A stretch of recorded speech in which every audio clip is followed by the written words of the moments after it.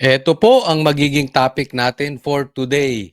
Sino ang kumukumpas ng moro-morong hulihan dito kay Franco Mabanta? Pag-uusapan po natin yan, meron po tayong intel, meron tayong itim na itlog. Oh, doon tayo nagtatanong. Pero, gaya ng sinabi ko last time, yung mga senyales, okay? Lumulutang na po. Sino ang kumukumpas? Pangalawa, Uncle Matibag, nagiging anti-Claire. Pangatlo, impeachment, ayaw na sa Senado. Pero bago tayo magtuloy, huwag pong kakalimutan i-like po itong video na ito. Napaka-importante po niyan sa algorithm ni Coach Oli News. Coach Oli News, huwag kakalimutan. Kung kayo po ay nanonood, subscribe po dito sa channel na Coach Oli News. Libre lang po ang mag-subscribe. Pang-apat, Pinky, tinatarget ang mga senador. Yan po, at hindi na po natin pagtatagalin. Diretso na po tayo agad-agad sa ating topic dahil kay Coach Oli, bida ang balita. Ito po talaga namang painit ng painit itong pagkakahuli dito kay Franco Mabanta. So Franco na lang po, sasabihin ko, kilala nyo na yan para mapabilis po tayo. Dahil merong lumalabas na mga balita, parang hindi kumukonekta yung pagkakaaresto dito kay Franco Mabanta at doon sa totoong kwentong lumalabas sa media. Habang tumatagal ay dumadami ang tanong ng taong bayan. Dati na pala yung video. Dati na rin yung reklamo. Bakit biglang ngayon nagka-arestuhan? Dati ang nagrereklamo di umano ay si Tambaluslos mismo. Ngayon, parang lumalabas ang nagrereklamo ay yung kanyang mga staff na lang or yung mga nakapaligid sa kanya. So, habang palabo ng palabo o tapos gawang rekto pa yung pera. Nako, pag-uusapan natin lahat 'yan. Ang importante, sino ang nasa likod na ito? Na ng NBI si Camille Jensen Hero o mas kilala bilang CJ Hero ang tinukoy na anchor ng Peanut Gallery Media Network na sangkot umano sa paggawa ng expose video laban kay dating House Speaker Martin Romualdez. Ang naturang video ang pinag-ugatan ng ikinasang entrapment operation ng NBI Organized and Transnational Crimes Division na ikinaaresto ni PGMN founder Franco Mabanta at ng 4 na iba pang personalidad sa isang country club sa Pasig City. 300 million pesos umano ang siningil ng grupo ni Mabanta sa mambabatas kapalit ng hindi paglabas sa expose. Una nang sinabi ni NBI Director Melvin Matibag na tinuturing ng person of interest si Hero sa kaso. Okay, puntahan muna natin dito yung kay Mabanta Kasi ito po yung usapin na una, bakit napakalaki naman ata? Hindi po ako sa nag-aano kung ang usapan lang, okay, 300 million, parang overpriced naman ata. Ganyan ba kalaki channel niyan? Hindi, ako, ito sa akin lang Tayo po naman ayaw nating magyayabang. Pero sige, tingnan po ninyo yung YouTube ng PGMN, pati Facebook. Mas mataas pa ang views ni Banat Bay. Tapos maniningil ka 300 million? But let's assume, totoo, yung 300 million na pangingikil nitong si Franco. Pambihira. How much more yung mainstream media na halos himurin na ang puwet ni Tambaluslos, halos himurin na ang puwet ni Bongbong Marcos. 'Di ba? Kasi nga sabi ni ito po may interview po kami. At naibulong sa akin. Bubulong ko na rin sa inyo. Ng isang kilalang political analyst. Lalabas po yan sa interview namin. Tingnan nyo po ang mainstream media. Kayo na mag-observe. Lalo na yung mga kilala. More than half, 70-80% ng kanilang balita tatama sa Duterte. Konting-konti lang. Kung titirahin man nila, mema lang. Mema sabi na tumatama kay Bongbong, mema lang na tumatama kay Tambaluslos. Minimal na minimal. Pero lahat halos ng balita, tama. Kung hindi kay PRRD, tama sa Duterte, tama kay Sara, tama sa mga DDS. O, di isipin ninyo yung presyo nun. Hindi ba kayo nagtataka? Pero kung ako, opinion kong tatanungin, lalo tuloy ako nagdududa sa 300 million. Parang hindi ka pa, ano ba yung channel niyan? Bago lang din naman. Ganun ba siya kalakas? Hello! Di ba? I mean, I don't know. No? I may be wrong. Pero kung views lang ang pag-uusapan natin, puro lang yan pangalan. Wala yan sa reach. Di ba? Oh. Tuloy natin. Kaso, Yung video na ginamit na clip, siya yung nandoon eh. So we are investigating, this is a continuing investigation. Tinitingnan namin yung mga participation ng mga individuals nung nandirito sa PGMN. sa isang panayam nitong Webes, iginiit pa ng kampo ng PGMN na hindi respondent sa kaso si Hero at hindi rin daw ito co-conspirator sa alleged extortion scheme. Well, yeah, all I can say for CJ Hero or like the haters out there to just stop it because we are gonna go after this fake news, these fake news that are floating around. We're gonna go after the libelous posts against her, and she's a woman of character. She's a journalist with credibility and integrity. Nitong Webes din ng gabi ay tinurnover na sa NBI detention facility sa Muntinlupa ang grupo ni Mabanta. Bandang 1:00 na ng madaling araw nitong Biyernes natapos ang kanilang pag-uusap ng kanyang abogado na nagsabing nasa maayos naman na kalagayan ng kanyang kliyente sa loob ng bilangguan. Patuloy daw ang kanilang paghahanda para agarang mapalaya ang grupo ni Mabanta. Para sa agenda Okay, eto balikan natin tong dito kay Mabanta. Diyan kay CJ Hero, wala akong pakialam diyan. Doon tayo sa ulo. Okay? Etong kay Franco Mabanta. 'Di ba? Ang sana sa NBI, maayos lang yung pagkakatrabaho. Okay? Salute ako sa iyo, sir. Kung yan ay ginagawa ninyo para matigilan yung pangingikil. Ako, sasabihin ko na dito sa aking channel, I'm against sa ganitong klaseng media. Yung attack collect, defend collect, o kung tawagin na ACDC o yung mangongolekta. 'Di ba? So kung ganyan po ang atake nito si Matibag, wala tayong pag-uusapan. Salute ako sa iyo. Kung kinakailangan ibitay mo 'yan, si Mabanta, yan si Franco, sige lang. Hindi kasi baka sasabihin na naman, dinidikit yan sa DDS, dinidikit yan sa Duterte, hindi po. Huwag niyo pong gamitin doon sa mga gumagamit ng mga loko-loko. Huwag niyong idikit kay PRRD yan. Hindi po kay PRRD yan. Mas kaibigan niya ni Bongbong Marcos. Okay? Hindi po yan DDS. Sa katunayan, may tanong pa nga. Ito, tinanong ni tinanong ito. Abangan po ninyo doon sa interview namin. May tanong si Sir Jack.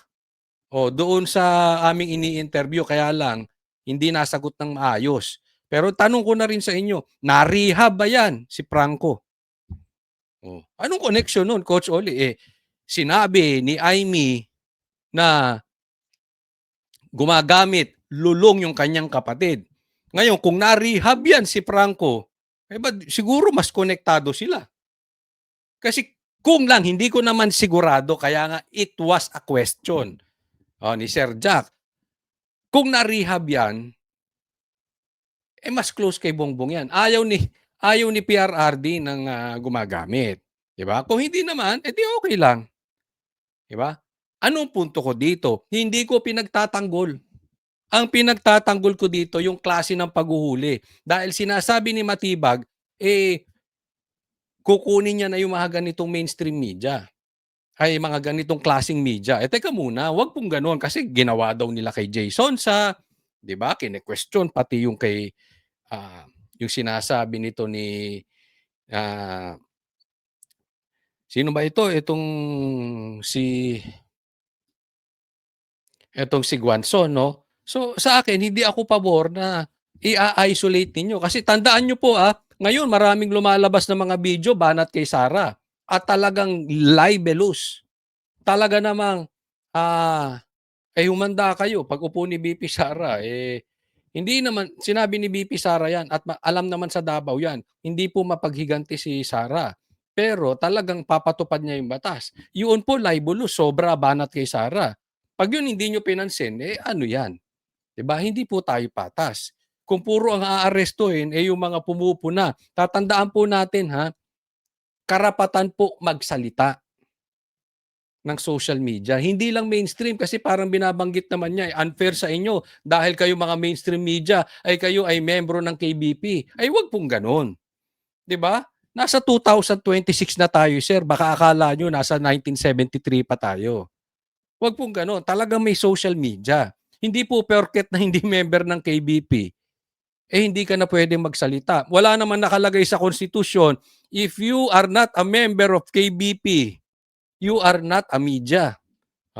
So, mabuhay na po kayo sa 2026. Ang pinupunto natin dito patas lang.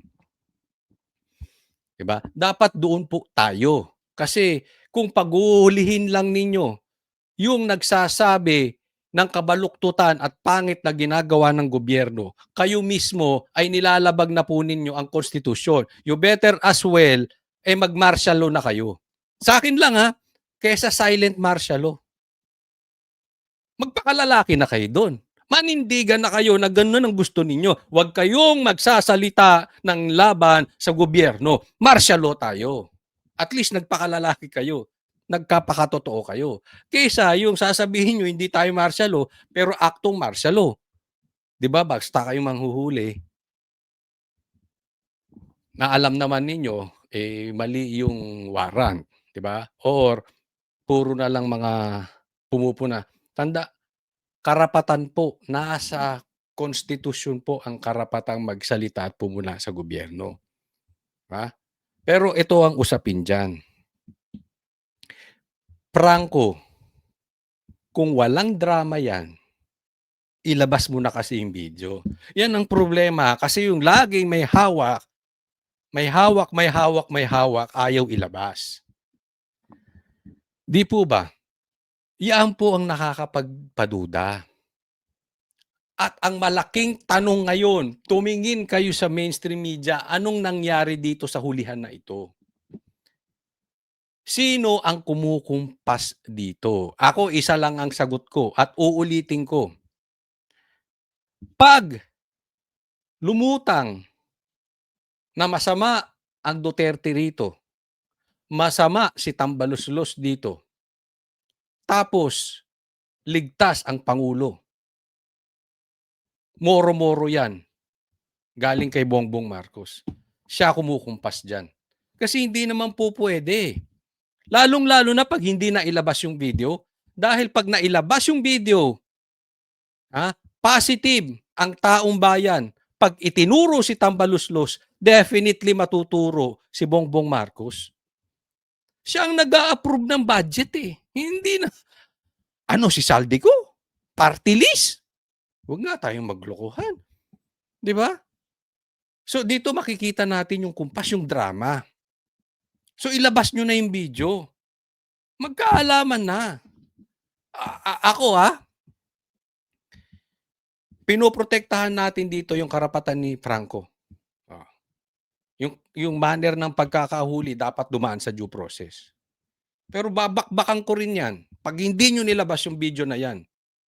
Dahil ang hinahanap ng taong bayan ay hindi yung kumita ka. Ang hinahanap ng taong bayan, kung may alam ka na katarantaduhang ginagawa ng gobyerno, ituro mo. Yun po ang issue. Wala tayong kampi-kampihan dito. Kahit pa sabihin natin na ikay malapit. Ako hindi po malapit sa akin yan. Kunwari kamag-anak ko pa yan, tsuhin ko, wala akong pakialam. Di ba? Pero hindi yan malapit, ni hindi ko nakaka-text yan, ni hindi ko pa nakita sa personal, ni hindi ko kakilala yan. Maliwanag. So wala po tayong pagtatanggol, hindi po ganyan yung mga DDS na sinasabi ninyo. Pero kaduda-duda yung dramang nangyayari na yan. Tingnan po ninyo ito. Ito sa pagpapatuloy na itong kung sino ang kumukumpas dito sa drama o dito sa moro-morong pagkakahuli dito kay Franco Mabanta. At ito po ay matagal ko nang sinasabi sa vlog ko. Sa matagal nang sumusubaybay sa akin, alam nyo itong mga sinasabi kong to, na paano nyo malalaman kung ano mangyayari? Paano nyo malalaman kung ano ang totoo? Paano nyo malalaman kung sinong nasa likod? Malalaman nyo yan, baliktarin po ninyo lahat ng sinasabi ni Bongbong Marcos. Kadalasan, kung ano yung sinabi ni Bongbong Marcos, yun ang hindi totoo. At yung kabaliktaran yun ng totoo. At eto naman, pinost din ito ni Doc Lorraine. Which I agree, kasi parehas na parehas to dun sa sinasabi ko. Sabi niya, how to know the truth? Listen to Matibag. Ngayon naman, nadagdagan lang. Matibag na. Kasali na si Matibag. Dati kasi sinasabi ko, wala pa si Matibag. And listen to Claire. Dati wala pa rin si Claire, sinasabi ko na yan. Ngayon lang nadagdagan. Kaya nga, etong si Claire, si Auntie Claire, meron ng kapartner. Etong si Matibag, nagiging Uncle Matibag na rin. Di ba?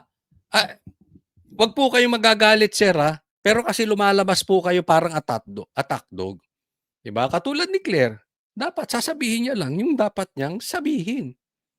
Hindi yung aatakihin mo parati ang Duterte. Ito naman kay Atty. Matibag, parang wala na bang nagagawa yung kabilang kampo? Puro na lang Duterte. Di ba? Samantalang, yung may sinasabing 18 Marines, ayaw nyo ipursu. Yung itinuturo ng 18 Marines. Nagtuturo na rin si Chavit. Ayaw nyong ipursu.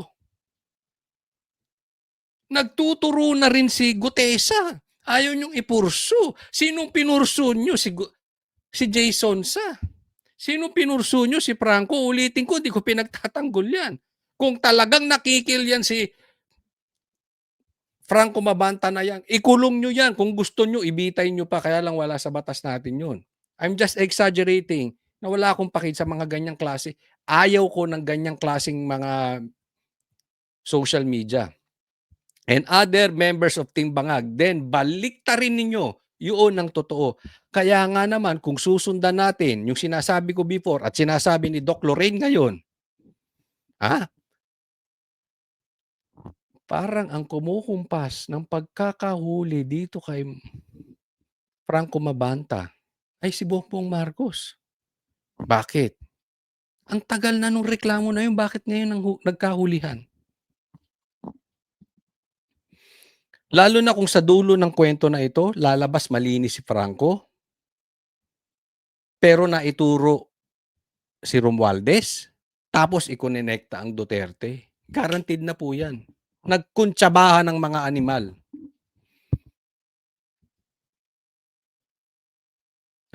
Wag po kayo, kung kayo ay opisyal, wag kayong balat sibuyas.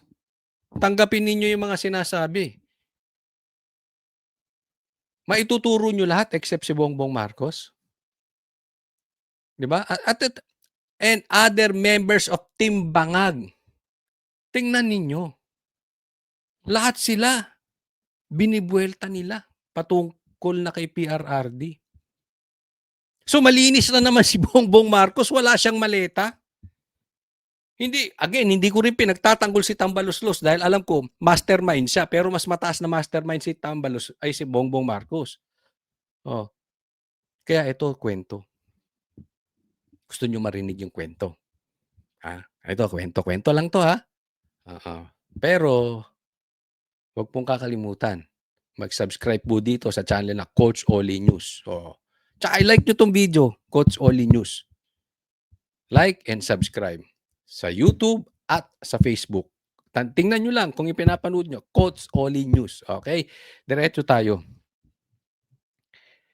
Posible po manglalaglag di umano si Tambaluslos. Kaya i-push natin na ilabas yung video. Kasi ilalaglag.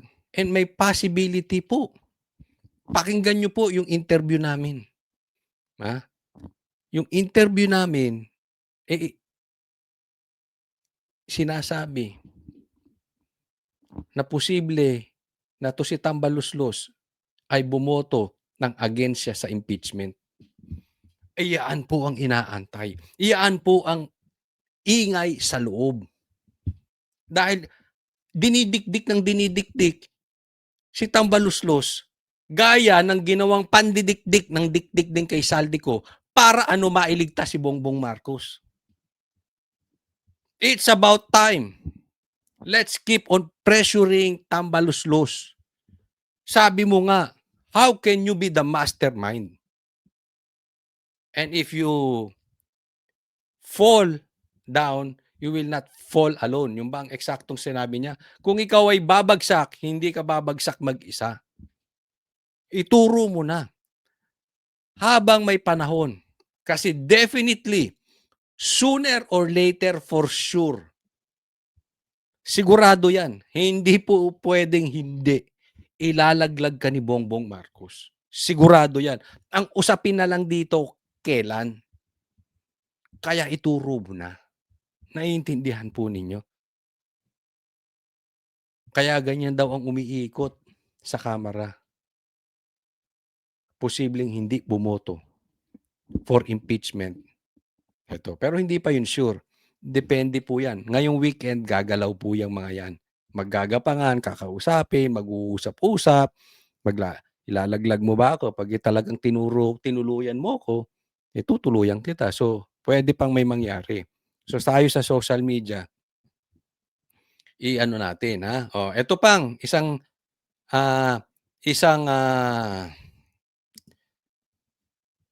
katunayan na kay Bongbong Marcos, posible ang kumpas ng pagkakahuli kay Franco. O, tingnan po itong sagutan nila. Sabi niya, alam nyo pala ang paggawaan ng peking pera sa rekto, ba't di nyo hinuli? Nagpagawa daw sila ng peking sa pera. Diba? Medyo huli nga yung kwento na yun. Ang sabi, nagbigay lang ng pera. Nung na-question bakit magkaroon ng ganong kalaking pera on hand, biglang sa rekto. Ganun po daw ang konteksto niyan. Ngayon, ang tanong sa mga abogado, legal ba yun? Na magpapagawa ka ng peking pera sa rekto? Alam naman nating dyan sa rekto, maraming ang gawaan. Kasi nadadaan ako yan nung pumapasok ako before sa San Bede. Talagang pati thesis ginagawa dyan. So, given na po yan. Pero magkakaproblema tayo dyan. Kasi kung may capacity, may makina, merong kakayanan ang mga tao dyan sa rekto na gumawa ng perang peke na parang totoo. Teka muna, parang kinonsinti mo yan. Attorney, parang kinonsinti mo yan. Diba? Ba't hindi nyo hinuli? Legal po ba ang paggawa ng peking pera? Kung illegal, NBI kayo, di dapat hinuli ninyo. Hindi naman po ako abogado. Si Attorney Guanzon nga, iniinsulto nyo, abogado, mali. Pero ang tanong, sino ba ang tama sa inyo? Dapat ba nagpapagawa ka ng perang peke sa rekto? Legal po ba yan o illegal? Dapat ba hinuli mo yung gumagawa ng perang peke sa rekto? Legal po ba yan o illegal? Diba? Sa nangyayaring yan, palinaw ng panilaw na ang kumpas talaga kay Bongbong Marcos. Kasi yan nga ang sinabi ni Doc Lorini. Makikita nyo lahat yan, yung kabaligtaran. At makikita nyo kung saan ang direksyon. Tatlo lang yan. Direksyon ni Claire, nitong si Matibag, tsaka yung mga trolls niya. Doon pala makikita nyo, wala pa dyan yung dalawang Rebulya. Pero doon lang sa tatlong yun, alam mo na ang kumpas kay Bongbong Marcos. O punta naman tayo doon sa trolls. Tingnan nyo naman tong troll na to.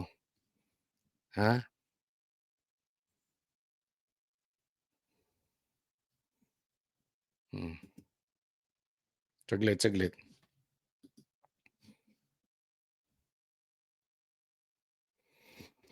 Ah, tingnan nyo ha. Hmm. Question. Ito ay pinost ni Heydarian. Question. What do SMNI and PGMN have in common? Tingnan mo yung ano niya. Ha? Tingnan mo yung kanyang motibo. Doon na lang tayo sa motibo. Tanungan na lang tayo ng personal. Kasi alam mo, walang problema kung itong nag-quote ng ganito ay yung mga trolls ni Bongbong at saka ni Tambaluslos sa gigilid. 'Di ba? Alam mo yung mga dugyot vloggers nila. Walang problema dun eh. 'Di ba? Pero I think Hey Darren should know better. Hindi naman siya yung vlogger lang. Nasa mainstream na siya eh. Tapos magdatanong ka ng ganyan. 'Di ba? Anong purpose?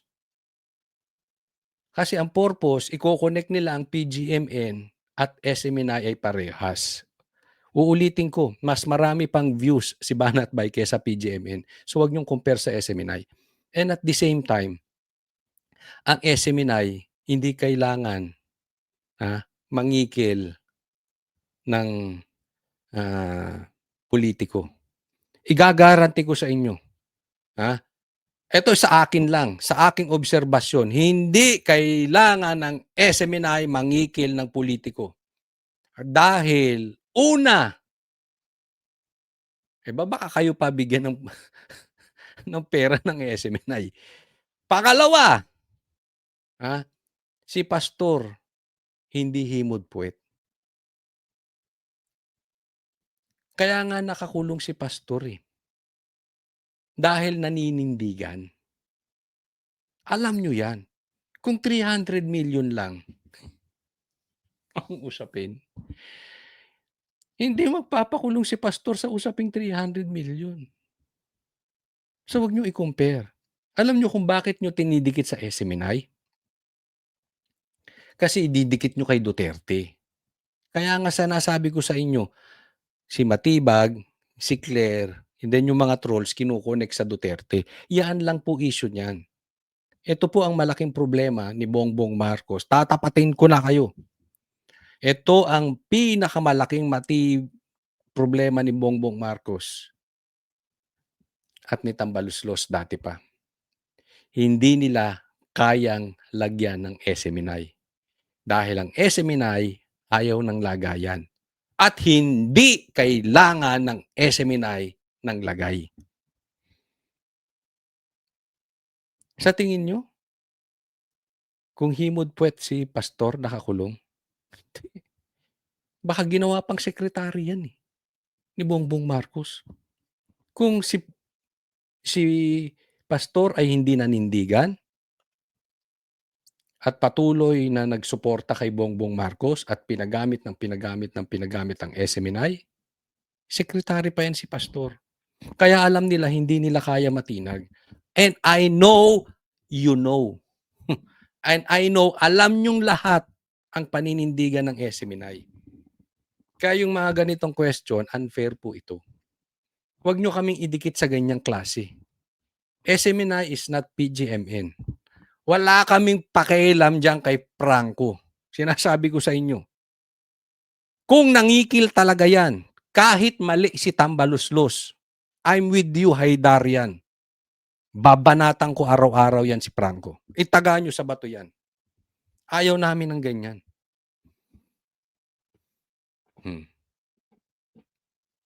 Hindi to pinagtatanggol. Yung klase lang. Di ba?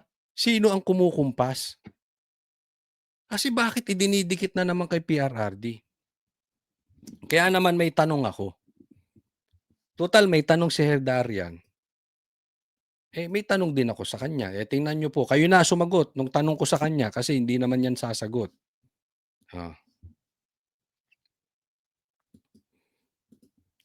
Eto, pinost ko to sa Facebook. Tulungan nyo na rin ako. Sagutin nyo rin.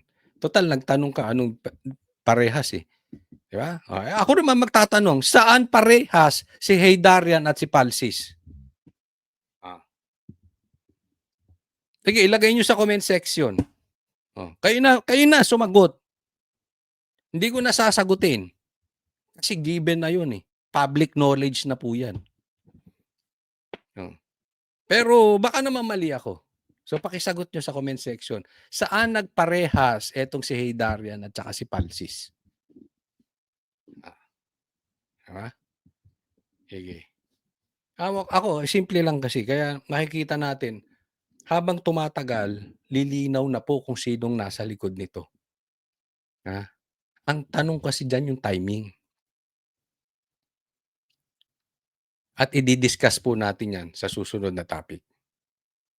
So kitang-kita po natin na painit itong impeachment, usaping impeachment, 'di ba? At ngayon ay hinuli naman si Franco Mabanta. Mas mainit po yung balita na 'yon, 'di ba? Tapos si Lacson naman sinasabi posibleng hindi matuloy ang impeachment sa Senado. Posibleng hindi mag-convene. Teka muna, ano ba talaga? Anong istorya dito sa mga headlines na ito? Iko-connect po natin isa-isa. Panoorin po natin. Sa nakatakdang botohan sa plenaryo sa Lunes, si House Committee on Justice Chair Representative Jervy Luistro ang magsusponsor sa committee report at resolusyon nagtatakda ng Articles of Impeachment laban kay Vice President Sara Duterte. I will be speaking on everything that happened before the Justice Committee. Of course, the fact that this evidence remains unrebutted even to the date of the plenary vote because the respondent Vice President never answered the allegation of offenses in the impeachment complaint. There might be interpolations and debates and Parang nangangayayat ka, Delima. Hindi ka na nagdidilig ng halaman. Yung mga halaman mo sa likod, nadidiligan mo pa ba? Kasi parang, nakakaya. Magdilig ka lang, para medyo magkalamang kang konti. baka sa Monday rin maganap ang voting by the plenary. Sa ngayon, wala pang opisyal na nagpalista but I understand. Eto yan. Sa Lunes po, dito muna tayo Sa Lunes po, magkakaroon ng botohan sa plenaryo. Roll call po. Okay? Roll call. Kung i-impeach si BP Sara, ang kailangan po 1/3. So nasa around 103, 104, 100, basta hanggang 106 lang yung kailangan. 1/3 of the votes. Okay? Kaya lang roll call. Hindi pwedeng pipirma lang. Ibig sabihin, pupunta ka sa podium, sasabihin mo kung abstain, you're for the impeachment, or you're against the impeachment. Or kung hindi ka pumunta, parang abstain po yun. Diba? Ngayon, maganda po yun. Bakit? Makikita talaga ng taong bayan. Kaya manood tayo. Kasi alam natin na makakabawi tayo sa eleksyon. Pag itong mga boboto ng laban sa gusto ng impeachment, malamang-lamang yan tatanggap ng pera. Sinabi ni Irice yan, sinabi rin ni Chanco, posibleng tatanggap. Kasi ang usapin ngayon, pananakot, pati abstain. Okay? Pati abstain po, may pananakot. Okay? Yung mga proyekto nyo, yung FLR, for later release ng mga pondo, hindi marirelease kung hindi kayo boboto for impeachment. So, ganyan na po ang takutan. May sinasabi nga, eto, lumalabas po dito sa aking parang may pauna. Teka muna titingnan ko lang yung aking record kasi may ito raw ang sinasabi ng ating Intel at hindi ko sasabihin kung sino tong Intel na to. Pero hindi po natin sure kung totoo ito. Pero alam naman natin, naglalabasan na kahit sila Pulong sinasabi na meron talagang takutang nangyayari po sa Kamara doon sa boboto at hindi boboto. Ito raw ang dito. 20 million cash pabaon. So pag boto mo pa lang may 20 million ka na. Pag bumoto ka for impeachment. Tapos may 3 milyon kada buwan pa. At merong 200 million para sa infrastructure projects. Hindi ko po sinasabing totoo pero ganyan po ang sinabi sa akin. Kaya nga tinatanong ko, totoo ba yan? Kaya napaka-importante yung pagboto, yung roll call. Pupunta ka doon sa podium, boboto ka. Tatanungin ka, tatawagin ka. Hindi pwedeng pirma. Yung iba kasi daw gusto pumirma na lang. Hindi na pupunta dyan, so hindi natin makita. So hindi masyadong maingay. Isipin mo, boboto ka. Lalabas sa media yan. Talagang iha-highlight nila sino yung makakatanggap. Diba? Ngayon, may takutan, di umanong nangyayari. Ngayon lumabas tong kay Franco Mabanta. Diba? So anong ibig sabihin nito? Pinapalawig nila yung takutang nangyayari. Kasi bukod doon sa mabibigyan ka na ng pera, meron ka pang kakaharaping kaso sa ombudsman. Hahabulin ka. At gagawin nila. At tutuluyan nila. Kung si Franco Mabanta nga ay kaibigan nila, nagawa yan. Kung si BP Sara nga ay kaibigan, nagawa yan. Kayo pa kaya na mayroong mga mali-malitang usapin? Kakasuhan kayo sa ombudsman. Ganyan po ang labanan ngayon. Kaya nga, very questionable yung timing. Tatandaan po natin sa politika. Timing is everything.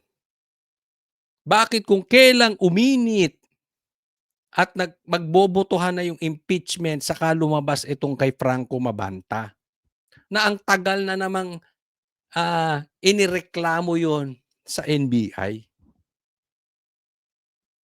Tapos saka siya lumabas nung sinabi ni Tambaluslos that I will not go down alone. Nakikita nyo na? Kaya nga ang duda ng taong bayan, sinong kumukumpas? If ako, tatanungin nyo, this is my only opinion, okay? Marcos is behind this. Itong paghuhuli. Yung kumpas ng kwento. Yung panghuhuli, of course, kasi gobyerno Pero yung kwento, yung timing, yung takutan, etc., etc. Kumpas ni Bongbong. Tapos nabanggit pa ni Doc Lorin, present si Matibag, si Claire Attack. Nakakuha po natin. So para makita natin, pinapaliwanag ko lang po yung picture na malabo and how I see it. I may be wrong. Tingnan po ninyo. Yung mangyayari. Plenary. Sa ngayon, wala pang opisyal na nagpalista, but I understand some of the members are interested to show their support or express their dissent to the results or the decision of the Committee on Justice. Base sa rules on impeachment ng Kamara, roll call vote ang gagawin.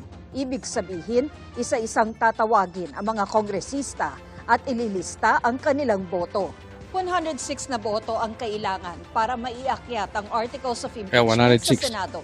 Basta raw makuha ang botong ito, kahit mas marami ang mag-no o mag-abstain, aakyat pa rin daw ang Articles of Impeachment sa Senado. It doesn't affect the validity or the approval of the Articles of Impeachment because the Constitution simply requires that at least one-third of all the members of the House of Representatives, regardless of how many will say no or how many will abstain. Pagkatapos ng botohan, It will be transmitted as soon as the Secretary General of the Senate is open to receive the articles of impeachment. Kunyari, nag-adjourn kami, inumaga kami, the following day, Tuesday, 9 o'clock, pwede nang i-transmit yun ng Secretary General of the House so that the Secretary General of the Senate could receive the articles of impeachment. kinontra naman ni De Lima at Defensor ang pahayag ni Senator Panfilo Lacson na posibleng hindi agad mag-convene ang Senado bilang impeachment court kung ito ay haharangin ng mas maraming senador. Okay. Ano kayang punto ni Lacson? Bakit sinasabi niya 'yun, ano? Well, kung sasabihin ng mga ibang senador na hindi sila payag na mag-convene at hindi matutuloy ang impeachment sa Senado, medyo okay okay pakinggan. Kasi parang hindi nakakapagtaka, 'di ba? Pero si Lacson na alam naman natin na talagang bongbong Marcos na bongbong Marcos, 'no?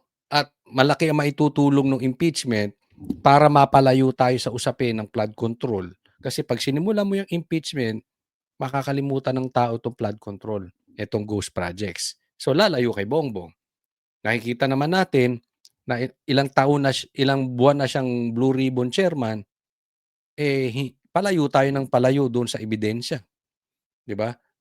Palayo tayo ng palayo doon sa issue ng Blue Ribbon ay sa issue ng ghost projects.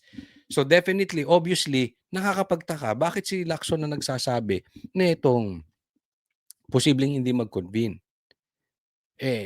Ewan ko ha, ako'y naiisip ko, nagpapataas ka ba ng presyo? 'Di ba? Suddenly ganyan.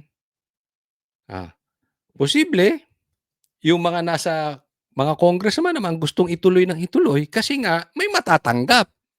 Yung mga agresibo na ituloy ang impeachment at boboto for the impeachment, yan yung may mga matatanggap. Hawakan ko na agad. Hawakan ko na yung 20 million. Di umano. 'Di ba? Plus 3 million kada buwan. Di umano. So, excited. Of course. Sinabi din nung ano yan ng 18 Marines, kada hearing daw dito sa Kamara, may envelope na natatanggap ng pera. Yung iba, isang envelope. Yung iba, dalawa. Depende sa banat. So, alam natin yung kalakaran kaya may mga excited matuloy yung impeachment. Para makakolekta na. Tapos si Lacson hindi. Sinasabi hindi. Lugi ka ron. Parang kukolekta na. Napakakuan na yung Kamara. Ikaw, wala pang pangako. Lugi ka ron, Brad. Napangakuan na sila or ayaw mo yung ipinangako sa'yo. Gusto mo ng mas mataas kaya nagpapapresyo ka. Baka lang naman. Kasi kaduda-duda 'di ba? Pinky, ano yan? Mas maraming senador. It's very clear sa Constitution. It's a constitutional imperative. It's an imperative constitutional process. The Constitution, the language of the Constitution says shall. Hindi ito may. Under the Constitution, there is no reason to block the convening of the Senate as the impeachment court. There are no conditions under the Constitution. Dapat may trial talaga at kung sa palagay ng mga senador ay kailangan nilang i-acquit, di i-acquit nila sila. Kung kailangan nilang Ako naman sangayon dito, no? Kung naipasa na ito sa Senado, kailangan naman mag-convene sila. Okay? Hindi ako kampi kay Bongbong, pero kasi nasa batas 'yon. Unless may mailalatag yung mga senador na ayaw mag-convene for the impeachment na nasa batas din kung bakit sila hindi magko-convene. Pero kung dahil sa tingin nila ay hindi guilty si Sara dun sa mga binabato sa kanya, parang medyo mali yun, Medyo mali. Ang issue lang dito yung forthwith. Hindi mo pwedeng ipilit na bukas agad. Kasi dito kay itong komedyanteng senador, ang forthwith sa kanya, pag natanggap ngayong bukas, convene na Hindi ganoon. Kailangan, titingnan yun. Patadaanin pa rin natin sa due process. Titingnan pa rin ng mga senador yan. 'Di ba? Hindi ka naman Diyos. Hindi yung kinabukasan, maling intindi nitong si Tito Soto. Pero kailangan mag-convene. Ang gusto ko ipunto rito, manood po tayo sa Lunes. Kasi yan yung sinasabi na baka iba ang boto ni Tambaluslos. Malaman po kasi yung sinabi niya, I will not go down alone. Pwede siyang bumoto against sa impeachment ni VP Sara. At kung ituturo niya si Bongbong Marcos at uunahan niya magdidiwang ang bansang Pilipinas. Baka lang naman, ayokong pangunahan si Sara. Baka naman maunawaan siya ni Sara in the future. Ano po sa tingin ninyo? convict nila, but not to block the trial and to avoid your constitutional duty to convene and hold trial and make a decision. Tina Panganiban Perez ang Okay, next po tayo. Ito po, sinupalpal na ni Marcoleta tong si Lacson. Kasi alam mo nakakapagtaka eh. Ha? Ang daming issue na naglalabasan patungkol sa flood control sa ghost projects. Tapos ayaw gumalaw ni Lacson. 'Di ba? May sinasabi nga itong Marines, may sinasabi itong si Chavez Singson, may sinasabi si Gutesa, may sinasabi si Saldico, pero lahat yung dinededman niya. At ang gusto ni itong si Lacson, ang binabanatan, may si Marcoleta, may allocables daw na 500 million. At hindi lang si Marcoleta, ang puro nakalista senador. Bakit po? Okay? Kung ako tatanungin ninyo, kasi nga parating yung impeachment, yan po ang gagawin panakot ng gobyerno na ito true dito sa komedyanteng mag-boyfriend. Tatakutin yung Lacson, tutuluyan yung kaso, makukulong kayo without bail kung hindi kayo makikisama sa pagboto na i-convict si BP Sara, ma-impeach si BP Sara. Naiintindihan po. Kaya ako, lahat, okay? Hindi ko sinasabing malinis po lahat. Hindi po, ha? Pero yung hinahabol nila yung mga senador, I really don't believe na involved sila sa ghost projects. Una, hindi naman sila gumagawa ng proyekto tungkol katulad nito mga congressman. Sila yung nasa distrito. Di po ba? At saka makikita naman natin na even itong mga senador ay hindi dikit dito doon sa mga so-called masterminds na si Saldico, si Tambaluslos, at si Bongbong Marcos. So pagka kinokonek mo, bakit senador ang binabanatan, hindi ito mga congressman? Diba? Ngayon, pakinggan natin, napakaganda po kung paano sinagot ito ni Marcoleta.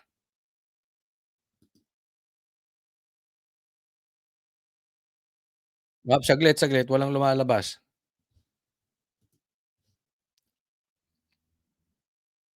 Ito. Palabas kung tawagin ni Senador Rodante Marcoleta ang alegasyong may 500 million peso allocable umano siya sa iniwang handwritten note ni late Public Works Secretary Maria Catalina Cabral. Unang pinalutang ni Senate President Pro Tempore Panfilo Lacson ang nasabing impormasyon. Narito ang agenda report ni Hannah T. Unahan na kita, Marcoleta. Yung gusto nilang testigo, patay na. Nasa listahan daw siya ni Cabral. Paano mo matatanong yan? Tapos, meron siyang allocables. Ang tanong, idinidikit sa ghost projects. Iba po yun. Hindi po masama yung allocables kung nagamit ng tama. Pero it's just night and day. Magkaiba po yung ghost projects tsaka yung allocables. Wala po sa listahan ni Lebiste na ibinigay ni Cabral si Marcoleta. Walang sapat na konteksto para kay Senator Rodante Marcoleta ang mga akusasyon sa kanya ni Senate President Pro Tempore Ping Lacson. Isiniwalat kasi ni Lacson ang umano'y 500 million peso worth of allocables para kay Marcoleta base sa handwritten notes ni dating late Public Works Undersecretary Maria Catalina Cabral. Para kay Marcoleta, hindi raw lubusang inilantad sa publiko ang nasabing akusasyon. Putol, hindi buo, walang sapat na konteksto. At tila ba'y tumutukoy sa representasyong ito bilang humihingi ng mga proyektong katumbas ng 500. Whether it's 500 billion, 500 million, or 500,000. The big document tells a narrative that a certain Kong Marcoleta as this 500 allocation from the DPWH. Hindi pa sa ngayon Nakikita nyo na yung parang ang pinapalabas ni Lacson, yung konteksto, yung 500 million, parang sa DPWH na konektado sa flood control. Diba? Hindi po yun yung konteksto. Parang ganito lang. Diba? Sinisita nila yung confidential funds ni BP Sara. Pero ang dami namang may confidential funds. Si Bongbong Marcos nga may confidential funds. Yung mga sekretary nga mas malaki pa confidential funds kay BP Sara. Hindi naman sinisilip, 'di ba? Etong naman ang kay minamali ang konteksto. Parang hinahantula doon sa mga ginawa diyan sa Bulacan, diyan sa ginawa nitong mga magnanakaw na congressman, 'di ba? Ito si Lacson medyo iba talaga. Papapansin niyo naman ang hinahabol ni Lacson yung mga senador. Oh. Ayaw nga niyang imbitahin. Ayaw nga niyang papuntahin si Tambaluslos para magsalita dyan. Si Chavit, yung 18 Marines, si Gutesa, ayaw niya. iimbestigahan si Marcoleta at bagamat hindi otomatikong illegal ang allocables, sinabi ni Lacson na kung ang projects ng mga ito ay matutuklasang substandard o ghost, saka na ito magiging issue. Isa rin sa paratang So ang ibig sabihin mo, ang iimbestigahan mo pa si Marcoleta. Kung substandard, tinan mo yung gago. Uunahin mo pang imbestigahan yung mga yan. ni Lacson ang umano'y bukulan kung saan sangkot umano si Marcoleta at iba pang mga taga-kamara nang i-confirm sa Commission on Appointments si nooy DPWH Secretary Manuel Bonoan. Si Marcoleta ang nooy chair ng CA Public Works Committee. Kung ang pag-endorso ng mga proyekto sa DPWH ay basihan ni Senator Lacson ng pagpapaimbestiga sa akin, hindi ba't halos dapat ng mga senador ay imbestigahan na rin? Palabas ito kung tawagin ni Marcoleta at pailalim na pag-atake umano. Sisiyasatin daw ng Ang punto doon ni Marcoleta, lahat naman ng senador meron, parang ganon. Senate Blue Ribbon Committee ang project sa allocables ng mga mambabatas at i-verify nila ang flood control projects sa Visayas at Mindanao para makita kung gaano ka-widespread ang korupsyon. Nakabalik naman na sa Senate premises si Curly Descaya matapos pagamutin ang problema sa balikat nitong nakaraang linggo. Tanging si Descaya na lang ang nasa Senate custody matapos mailipat sa kustudiya ng ibang mga otoridad ang iba pang flood control scandal. Tignan mo si Diskaya, nagtuturo na. Si Bernardo binigyan ninyo ng ginawa niyo state witness. 'Di ba? Diyan pala etong si Diskaya na itinuturo si Bongbong at saka si Tambi, kinulong nyo. Tapos etong si Bernardo na malaki ang natanggap na pera, yun ang state witness. Tingnan nyo kung gaano haloko-loko tong whistleblowers. Nasa humigit kumulang 7 buwan na siyang nakadetain sa Senado matapos i-contempt dahil sa hindi nito pag-cooperate sa Blue Ribbon. Para sa agenda. Next po, tingnan po natin to Nako, maganda tong sagutan ni Claire tsaka ni ni BP Sara. Talagang bardagulan na naman. Pero alam mo, bumaba po talaga ang imahe ng PCO dito kay Claire. Hindi ko alam nga kung ang nagko-command sa kanya. Ito yung aking opinion lang naman. Kung talagang si Bongbong Marcos pa ba? O yung mga nakapaligid sa kanya, makakamag-anak niya. Kasi ibang-iba na po yung PCO. Dapat yung PCO, ina-announce yung mga magagandang proyekto saan patungo ang gobyerno. Ang na-issue, ang ginagawa ng PCO ay parang banata ng Duterte. Which is, parang alam mong palengking-palengke. Di ba? Kaninong idea yun? Yung tipong galit na galit kay Sara. Hindi naman ganun dati si Bongbong Alam mong nabubulungan. At parang ang bumubulong din kay Claire, hindi si Bongbong. Yung style. Look what happened. From the ombudsman na sinasabing hindi naman qualified dapat yung ombudsman. Kasi nga politiko yung ombudsman, may kaso pa. Yung ombudsman ng ginawang ombudsman kasi pamilya nila 'di ba? Tapos nagkakaso pa yung anak, 'di ba? Tapos siya ang ginawang ombudsman. Tapos etong si Claire, vlogger na parang attack dog.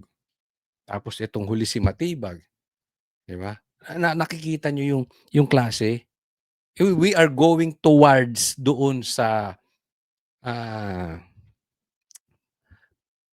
wine-weaponize yung mga posisyon na pinapasahod ng taong bayan para atakihin yung pumupuna ng kapalpakan ng gobyerno. Ganyan po eh. Kaya nga may natanong akong dating PCO secretary, hindi ko natatanungin kung sino. Ang dugyot daw ng PCO ngayon. Yung class ba? Wala. Wala. Ito, tingnan po natin ito.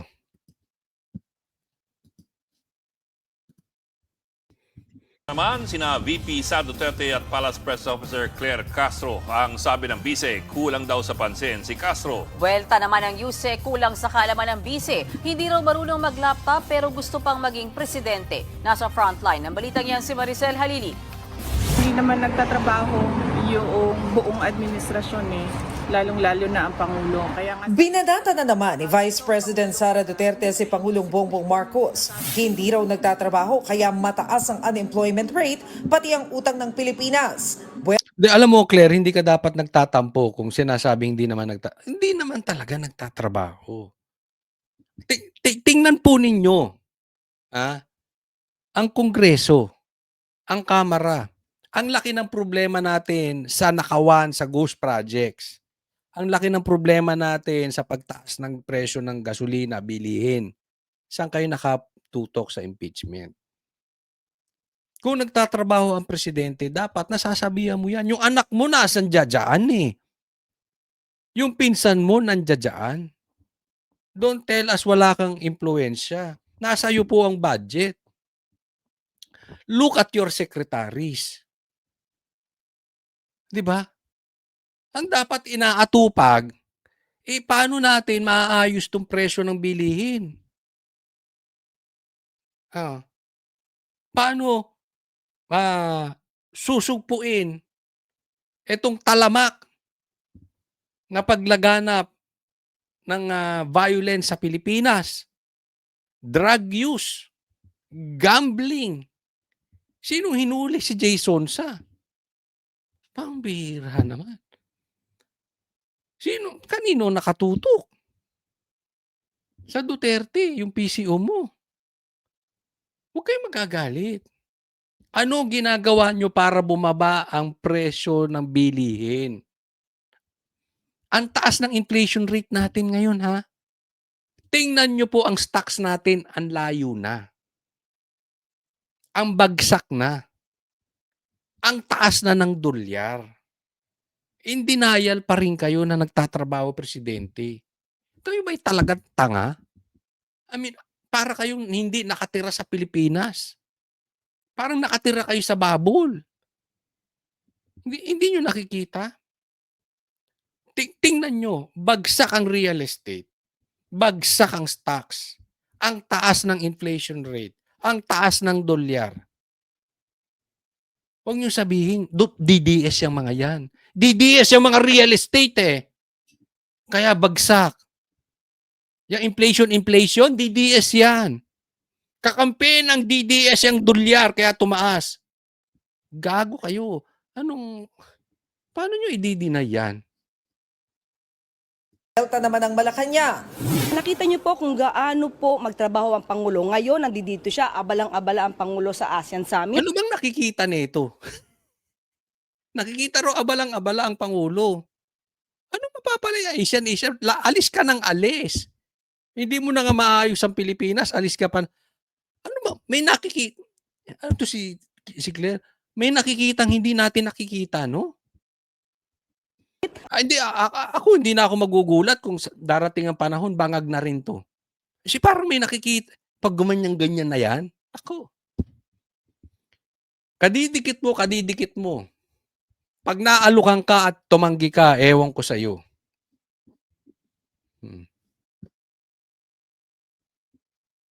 Kung ano-anong nakikita mo, hindi nakikita ng mga Pilipino. Ang Vice Presidente nandoon po sa ibang bansa at nagbabakasyon. Lumaki ang utang dahil namana po ni Pangulong Marcos Jr. ang napakalaking utang na nakuha ni dating Pangulong Duterte. Utang na.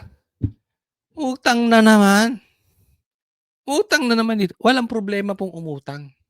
Ito sasabihin ko sa inyo ha. Kahit sa individual, walang problemang umutang. Ang problema kung para saan yung inuutang. Huwag tanga, Claire. Huwag tanga. Halimbawa, individual. Yung isa mangungutang, maglo-loan.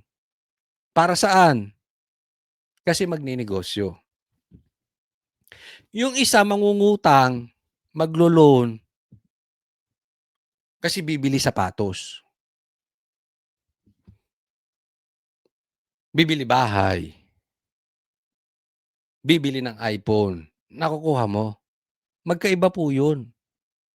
Same thing. Yung utang ni PRRD, walang masama doon.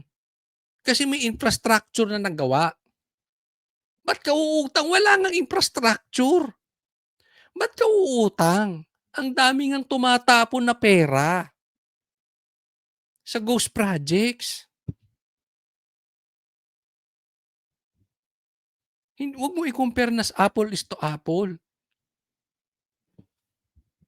Hindi nga siya marunong gumamit ng computer. So mukhang hindi siya marunong mag-research kung ano ba ang nangyayari sa kasalukuyan. Ito raw yung konteksto nitong sa computer. Ito, hindi ko kasi napanood yung tungkol sa computer. May napanood ako, na-interview yung isang baklang mataba. Sa kanya ko narinig na ang konteksto daw noon na parang tila may nabato ng computer, ng laptop. Parang ganun. Hindi ko alam, hindi ko na maano. So, sinabi daw ni Sarah, hindi siya marunong mag-computer. No? Gusto pa raw maging presidente. Alam mo, Claire, hindi mo makukuha sa marunong mag-computer o hindi marunong. Saan ka? Bigyan kitang choice. Magaling sa computer, pero addict. Hindi marunong sa computer, pero sober. Magaling sa computer, pero magnanakaw.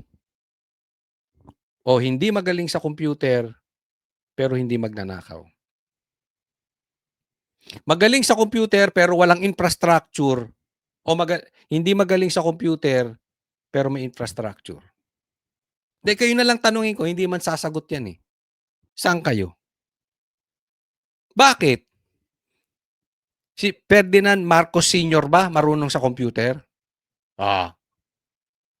Sabi, Coach, wala pa namang computer noon. Kasi, ibang konteksto, ngayon kailangan marunong sa computer. Of course, kailangan mong marunong. Pero kanya-kanya pong talent yan. Ang importante po sa leader, influence. Let me repeat that. Ang importante sa leader, influence. Not computer knowledge. Halimbawa, leader ka. Nagkahagulo. Nagnanakaw yung mga congressman.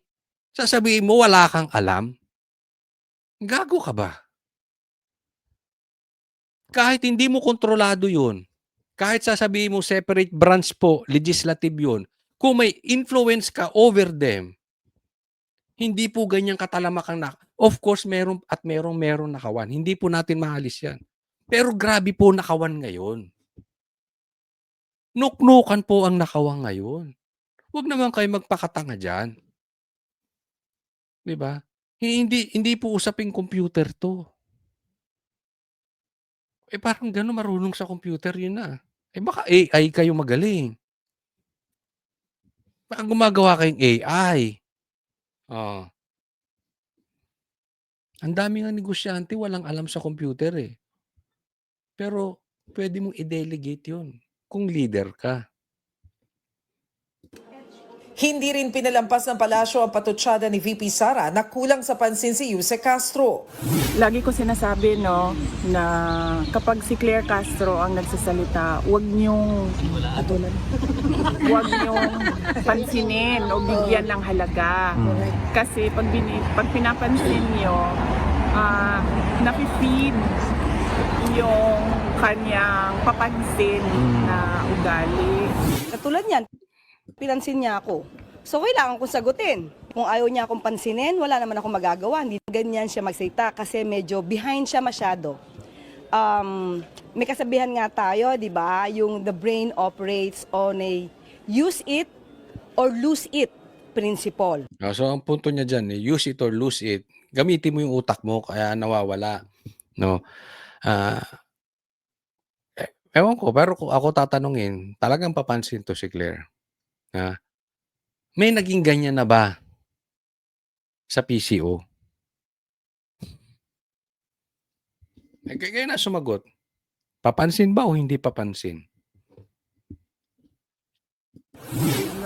Nasa The Hague, Netherlands ngayon ang bise at nakatakda pang pumunta sa 5 pang bansa. Ngayong araw, formal nang binuksan ang 48th ASEAN Summit sa Lapu-Lapu City, Cebu. Sinalubong ni Pangulong Marcos ang heads of state ng ASEAN countries. Sa opening statement ni PBBM, Magsosona na po. Okay? Magsosona na. Anong sasabihin nito sa SONA? Yung mga biyahe niya?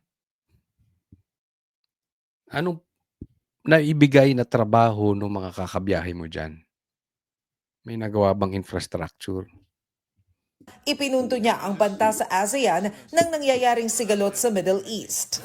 For the Philippines, we made a difficult decision to recalibrate our ASEAN chairship hosting in response to the Middle East conflict through the scaling down of non-essential activities and shifting of applicable meetings from physical to virtual platforms. Sa plenary session, binigyang diin ng Pangulo ang pagkabahala ng buong ASEAN sa lumalalang tensyon sa pagitan ng Iran, Amerika at Israel. Ipinupursigi ngayon ang pagkakaroon ng Maritime Center sa Pilipinas. It's not to confront or not to somehow push back on any single force or any single country. It has to be seen from this perspective. What we are working for is the continued freedom of navigation and the peaceful navigation in South China Sea. Naintindihan nyo? Lalim, no? Sige. Bago niyan, humarap kagabi si Pangulong Marcos sa isang trilateral meeting kasama ang heads of state ng Thailand at Cambodia. Napagkasundo ang ipupursige ng parehong bansa ang lahat ng mekanismo para tuldukan ng tensyon dulot ng issue sa teritoryo. Thailand and Cambodia are two neighboring countries. It is best that we avoid conflict. It only brings losses and suffering. The Philippines' constructive leadership in promoting regional peace, stability, and unity is commendable. Nagpapalita mula sa frontline, Maricel Halili. Eto, pakita lang. Ako, tanong ko lang doon sa mga kumakampi kay Bongbong Marcos. Kasi marami po nakakatanggap dyan. Di umano. Maaring hindi si Bongbong Marcos ang nagbibigay. Maaring yung mga nakapaligid. Okay. Eto, tanong ko. Para nyo na lang, halimbawa, 20 years nakaupo si Bongbong Marcos. Anong mangyayari sa Pilipinas? Halimbawa lang to. Maawa kayo sa Pilipinas po. Huwag kayo sige tanggol kasi nakikinabang kayo. Remember this, nakinabang ka nga. Sinunog mo naman ang sarili mo sa impyerno. Nakinabang ka nga. Pero yung kaanak-anakan mo, mapapahamak dahil bagsak ang ekonomiya natin.